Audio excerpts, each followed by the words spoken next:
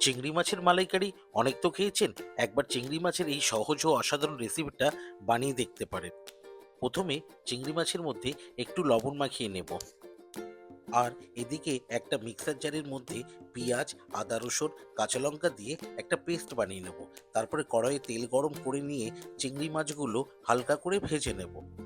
ওই তেলের মধ্যেই তেজপাতা আর গোটা গরম মশলা ফোড়ন দিয়ে ওর মধ্যে দিয়ে দেব পেঁয়াজ, আদা, রসুন, কাঁচা লঙ্কার পেস্টটা। কিছুক্ষণ নাড়াচাড়া করে একটু ভাজা ভাজা হয়ে গেলে এতে দিয়ে দেব ফাটানো টক দই। তারপর ভালো করে মিশিয়ে নিয়ে এতে একে একে দিয়ে দেবো স্বাদ মতো লবণ, ধনের গুঁড়ো, জিরা, কাঁচা লঙ্কা আর সামান্য চিনি।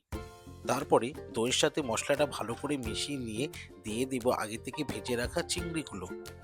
এবারে চিংড়ি মাছগুলো দিয়ে কিছুক্ষণ নাড়াচাড়া করে সামান্য জল দিয়ে আপনার গ্রেভিও রাখতে পারেন, পারলে এইভাবে পরিবেশন করতে পারেন।